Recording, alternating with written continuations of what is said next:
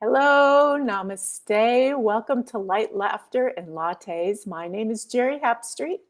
I'm an Avesa quantum healer, medical intuitive, and your host for Light, Laughter, and Lattes. So, welcome everyone to this fabulous new moon solar eclipse Wednesday. It is energetically a huge day. I'm sure you are all feeling it. You probably woke up with lots of clarity, lots of insights. I know I did. We are in like a 3-day period yesterday, today, and tomorrow. So the clarity is going to keep coming. And because it's a new moon, of course, this is the time to be creating your dreams, to be creating anew. So use this day in a beautiful way to create, create, create. And so for my guest today, I would like to welcome David Tantra. And he's going to share with us a little bit about his experience with Tantra. He's had over 50 years of active practice in Tantra, teaching it and practicing it, and has a lot to share with all of us. So let me welcome in David. Hi, David. Hey, how are you? Nice seeing you, Geri. Thank you. Yeah, glad to have you here with us all the way from your new place in Ecuador. So, Yes, my new home, sitting on a river. It's lovely. yeah, well, you are timely with the new moon already nestled in your new place and your new life. So, um, Thank you. awesome. Okay, so share with us. I think there's an overall, connotation about what tantra is, and I don't think people really know. I think they've maybe seen a few pictures online or something, and come to, some imaginative idea in their mind of what it all is, but they don't really know. So, can you share with our listeners what is tantra and how you got on the path of it? Big questions, but tight answer. So, Tantra is the first yoga. It's over 3,000 years in practice. It is highly misunderstood by generally anyone that hears about it. They think about sex, they think about Kama Sutra, they think about these things, but the base of Tantra, so here it comes, is understanding to honor the sexual energy, the base chakra of the persons who is beginning a path of learning how to control this energy and learning how to move it up through all of the other chakras in a method that allows for illumination. When practiced as partners or by oneself, it is about illuminating one's own God center or energy field, recognizing the alignment through that orgasmic plateau that is achievable through tantric practice. So what is tantric practice? It's actually learning to not disrespect the ability to create in the image and likeness of each creator or our creator or whoever is the ability of energy that passes through the male to the female that creates a new life. There is life that is a spark that is already placed there. We're throwing it away. Just a habitual behavior. And Tantra goes back saying that by learning how to honor this energy field, we have the ability to take away the false shields that we put in front of our own vision by disrespecting our ability to create. So the tantric practice, this is the philosophy. The metaphysical is learning how to flow, learning how to move with it, learning how to retrain both the physical so that the physical can then stimulate and grow through the spiritual, causing the spiritual illumination. Kira Atosa talks constantly about the spiritual illumination. She feels it, she lives it, she emanates what it is as a being. Tantric is the practice that can stimulate that self-illumination or partnership illumination, whether it's male-male, male-female, female-female, it doesn't matter. The energy fields are aroused and raised and causing vibration. I'm giving you a lot more than you asked for, but questions, thoughts, anything? So what you're saying it's another path to enlightenment or self-awakening. Correct. You're just Correct. you're directing that natural sexual energy to Correct. open those pathways as opposed to other means. Constraining it or constraining it, which most people are not utilizing the potential of their natural sexuality. They're focusing on a practice, but often missing out on a higher purpose of it, a greater purpose.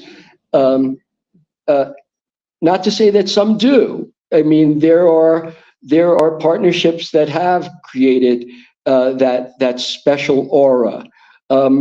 Tantra is a way of actually promoting it for oneself and then learning how to share it with others. And it is incorporating both the three-dimensional and the ethereal planes at the same time. So all of what is spoken about actually gets felt. And feeling is a much deeper sense than thinking or understanding, but feeling is the personal internal vibration that goes on that we often call love or affection or joyfulness for one another. The tantric practice for me has allowed me to feel it more, see it more, be more sensitive to things, while not being a wuss or anything other than being the man that I am. And I think it's practicing ongoing 50 years. I was 22 and now I'm 72 years old. I mean, you asked a question about where it came from. I lived in New York. I had been a photographer throughout college.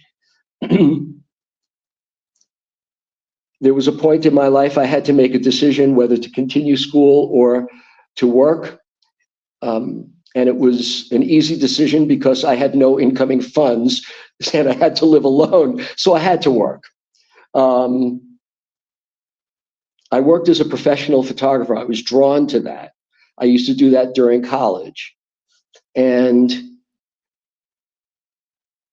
I had an experience where I was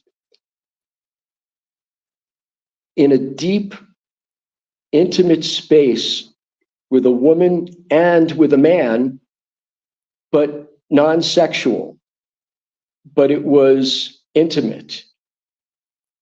A little bit more sexual with the female, but eventually the male as well.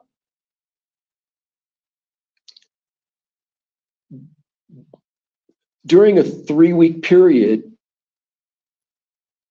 after being with these both people for years, there was a sudden break. I found myself crying, why? And realized that I was centering everything on myself. Why me? Why me? I was always honest. I was always telling the truth, but why me? Until I started realizing that with which created all of us is always sitting back and saying, why me? I'm alone.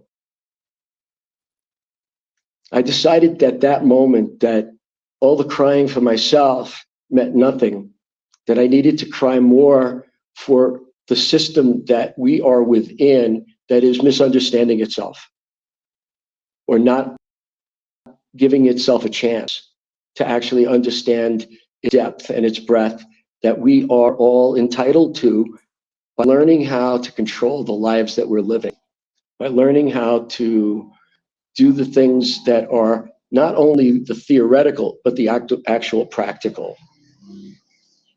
So Tantra does that for me, but I didn't know what Tantra was back then.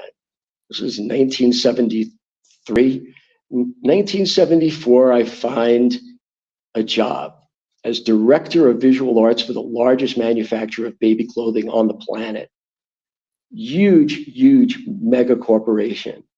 I was ordering books, setting up a system, and a book was delivered. Not a book that I had even requested, but this book was delivered and taped on the front said, "Please give this to David, tell him it's from his Aunt Sylvia." I said to the receptionist, "I don't have an Aunt Sylvia." And she said to me, no, that's the owner's wife. She's a spiritualist. If she's sending you something, she has a feeling about you. Well, with all due respect, Sylvia Dweck turned out to become my master. She tested me. She had me under scrutiny of many, many, many different ascended masters in their own fields. And did I know what this meant? No.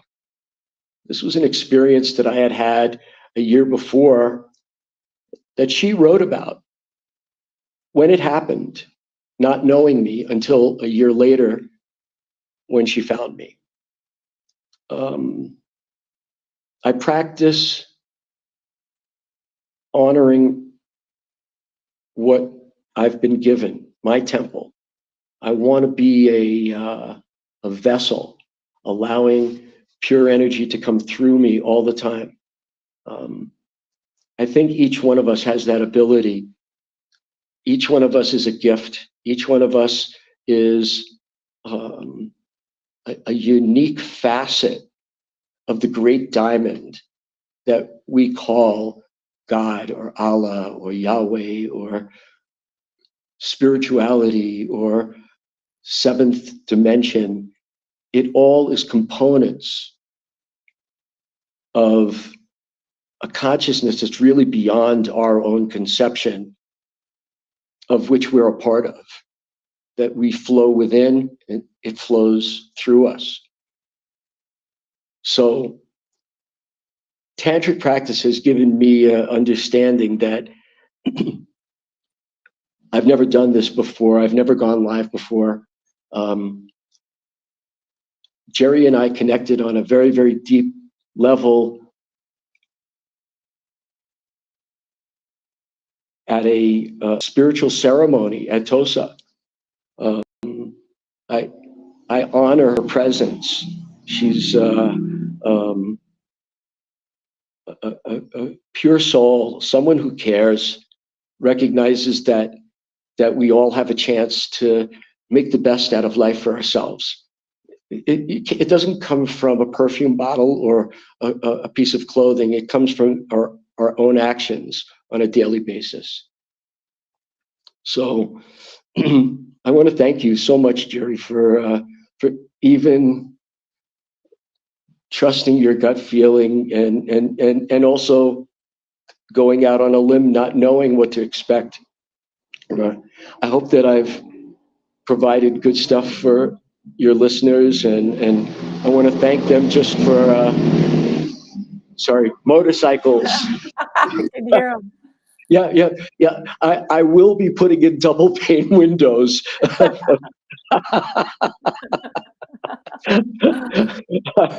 But I got to tell you, it's doing this from my house and not at Tosa is making me even feel more welcome here. I mean, no furniture, no nothing. I mean, it really is bare bones. So eventually it will be my little palace. So David, I have a couple more questions for you. So Sure. how did you get how did you end up on the path of Tantra? um, was it this spiritual teacher that led you that direction, or did you just fall into it? Or She recognized that it was something that I was feeling, and she gave it a name. So I was recognizing it early on, even in my 20s with my girlfriend, well before I had ever met the gentleman.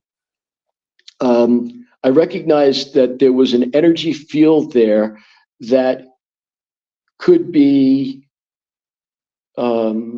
tapped into in a way that was more awakening.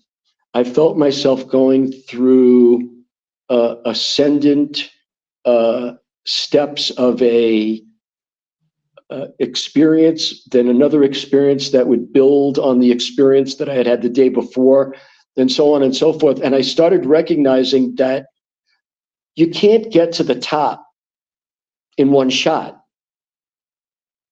You have to take the pitfalls of climbing the mountainside and be happy with what you get each time.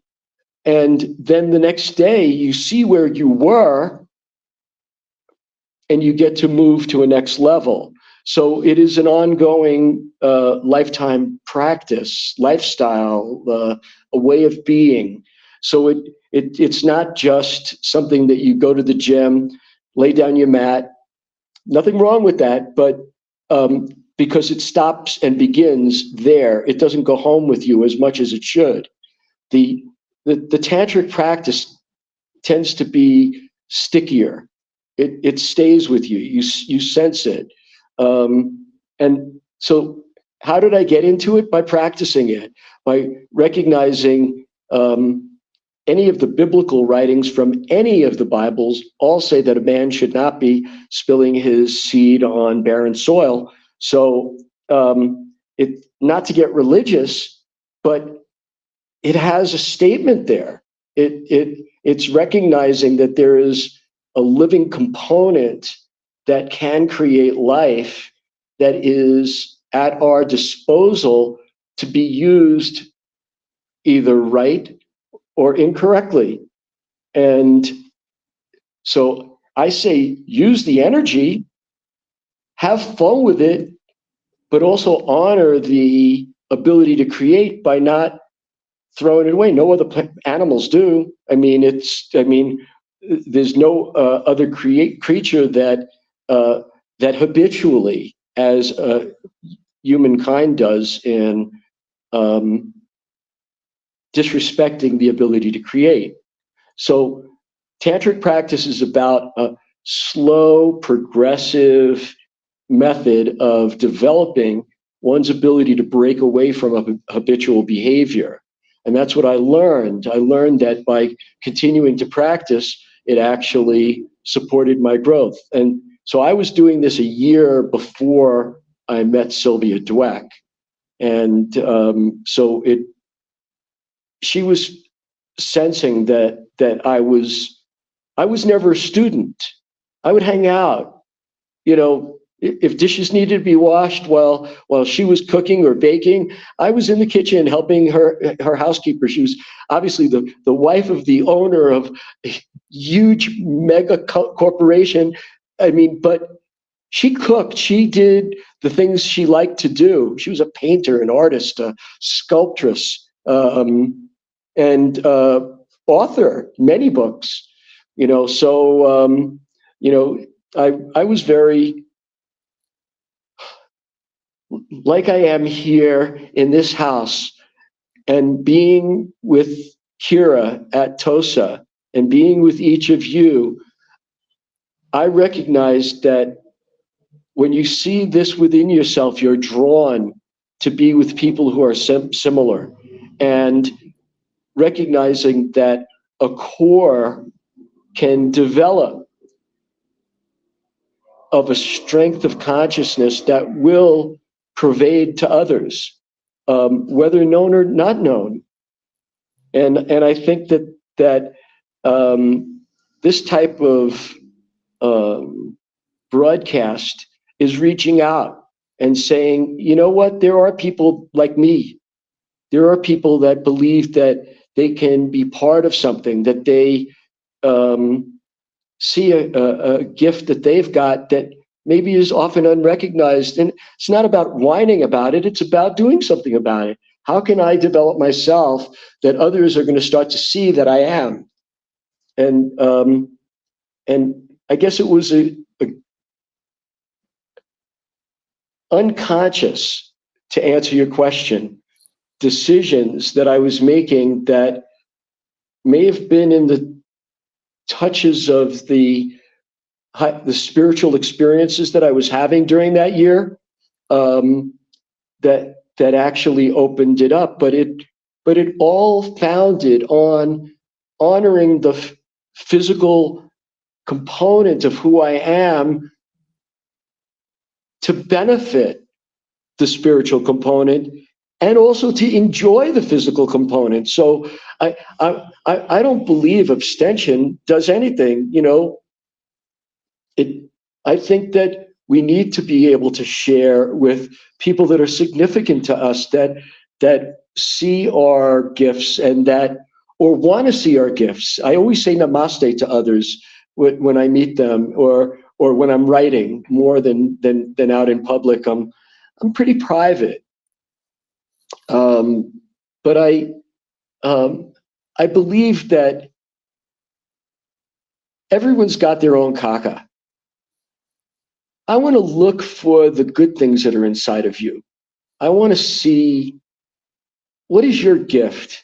What is your facet of that great diamond? Because I'm selfish. The more that I get to see from each one of you, the more that I get to see that, the more I get to know what the system is really about. And I recommend that's a good thing to do. It's helpful. It's healthful. You're not getting dragged into someone else's kaka. You've got enough of your own. So, deal with it, but look to find the good things for them, because by doing that, they get to see it as well. So you're being a benefactor. You're a benefactor of spirituality, and in a face-to-face way, as well as showing intimacy. You pick, you choose, you find somebody that is a pleasant person, that honors learning. This can go on and on and on for many, many, many sessions, but I could see that we've got 7 minutes in heaven. Okay. I would love to hear questions, comments, guffaws, anything that you would feel pleasant, and I guess you're going to be seeing what they're saying, correct? Well, so I'm anticipating, my question is, and I'm guessing others are wondering this as well. Yes, So, so the gist of what tantric is so you're taking the sexual energy, which is creative energy, correct, and when people have a sexual experience, they're just kind of blowing that energy out there. I don't know what chakra it's released from, probably just the sacral base, chakra, right? Or the base, base, yes, the root chakra. yeah, Okay. yeah, because the testosterone and the energies rise, and then they collapse after. Okay. So all that energy is just released, Correct, and not utilized. it's not utilized, except for, Correct. you get the experience of Immediate gratification. immediate. Correct. Okay. So the Correct. tantric practice is saying, okay, we're not going to just release this creative energy out there. We're going to use it for higher purposes. Correct. So instead of just releasing it from the root or sacral chakra, are you intentionally then moving it up through the body, up through the crown chakra, or Correct. what are you doing? No, yeah, I love speaking with someone that is very cognizant of what a route would be. For me, I have a ruptured spine, so it actually tells me to adjust myself. So I actually am doing the best in healing myself through this practice as well. But I allow the energy to actually rise through all of the chakras and then out through the crown chakra, which allows me to illuminate so that I know how I can relate to the spiritual component that allows me to be in, that I can allow myself to be in contact with. The system that we're all components of has a vibratory power or an energy power or a vibration that exactly vibrates like us. So we get to feel we're in harmony with the system. So the tantric arousing the sexual energy, and again, that could be practiced between any two partners, face to face. It is always in chakra alignment, and between men there's no penetration, and between men and women as well. In the highest levels of tantra, it's not a penetration. But it's still totally sexual. It's and between women as well. It's actually learning that we can take that Kundalini energy and transmit it to a virtual center point between ourself and the other person and connect there. So it often doesn't even need to be containing touch. We feel it spiritually with other people. Kira and I were having a blast today because we were definitely feeling energy movement back and forth together. But it was, and again, first time for me. I'm in a new environment here and learning about some amazing people that see me and see. Yes, I love your smile. Thank you. See me for being a nice guy, a guy who cares about people, and I just understand something. It doesn't make me better than anybody. It just makes me um, better to communicate and to share, hopefully, in a way that is taken and accepted and maybe recognized as kind of making sense. And, could I incorporate that into my life? So So, I'm sure I must be diverting all the way off. We've got a couple more minutes, and I'm that's okay. I have another question. So, sure. in your practices, when you've done this, you've held on to this sexual or creative energy, and you've redirected it. What kind of awakening type experiences have you had as a result of it? Oof, I'm here. I'm being spiritually guided to do things that I would have never expected that I would have done. I'm a city boy. I'm moving into the country. I'm surrounded by beautiful trees, and across the street from an amazing spiritual retreat with people that are not workers.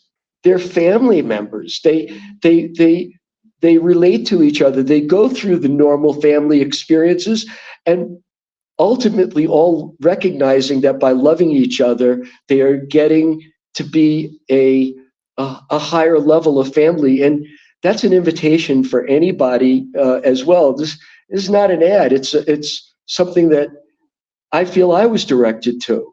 And I think that it's because of leading a tantric lifestyle that it has worked well for me. And I believe it would do the same in any direction. It doesn't necessarily have to be here. It could be any direction that is ideal for someone else. I believe that there are teachers, there are mechanics, there are doctors and other areas of specialty that all can gain from honoring who they are as an individual reflection of who that great diamond is. And I think we could all do that. So what I'm hearing you say is so the practice of taking this energy and redirecting it upward is allowed you to trust more, Correct. has allowed you, you know, have immense compassion and love, and maybe you Yeah. had that beforehand, but also it is a medical intuitive. I know our sixth chakra, which is right here, is all about calling in our spiritual family, and and you've definitely opened that area up because you've just now have a whole new family. It's incredible. It's even, I want to tell you, and I think I've told you, even the families and the workers that have done work in my house here, I feel an intimacy with them. And the fellow that installed my bathtub, the day that he finished the concrete block work, he for the base, um, uh, his little boy, who I've been having a great time with during all the other meetings, he grabs me by the hand. He's 4 years old. And he says, "I've got a surprise for you," in Spanish. And he takes me all the way to the bathroom to show me the work that his dad did. I mean, where do you get things like this? Where do you get this type of joyful experience? I met his mother and father, and worked alongside of them, pulling down a cable. I'm a city boy. I don't do manual labor, but you know what? It felt right. It felt cooperative. I was guiding traffic on my street so that they knew that we were working there, and uh, I think good practices bring us to good places, and and you know I I don't want to sound like CBS. I want to sound like I want to be, but a truth is a truth. If there are good people, maybe this could be a springboard for people. I don't see this as being a place for life. For me, yes, this is going to be a back and forth home between the United States temporarily. I'm I'm a spiritualist, and I'm also president of a board of directors that is actively involved remotely, and being there, handling a just under $1 million project from remotely from Ecuador when we have electric, and, and but the bottom line is that being a gift to others and being a gift to oneself.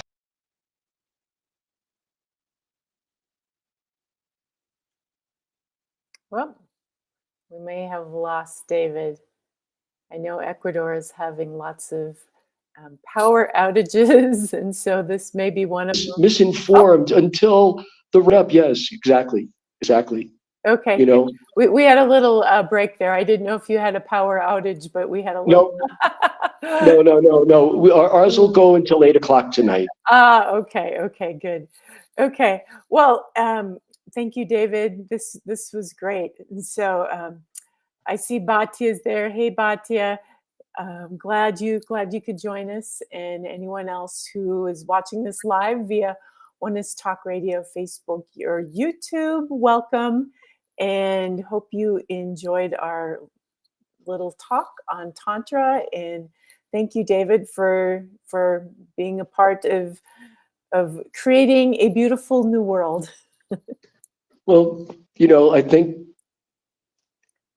I think every single one of us has that ability. Right. And hopefully your viewers are going to see this both live and in recording. Yes. Oh, good. Yes. Good. So yeah, if there's any questions in the future, please, feel free to be in touch. I enjoy sharing about what I've experienced and how I've learned that you can do something that's a lot of fun and also be very productive. And by driving the Maserati the way it's meant to be driven, you shouldn't be only driving in first. you know there's ways of learning how to use the machine that we've got, and utilizing it in better ways.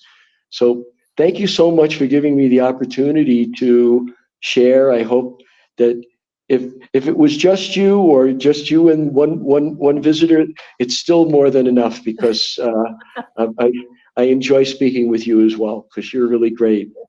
Oh, well, thanks, David. Okay, everyone, have a great rest of your new moon solar eclipse day, and go out there and create, create, create.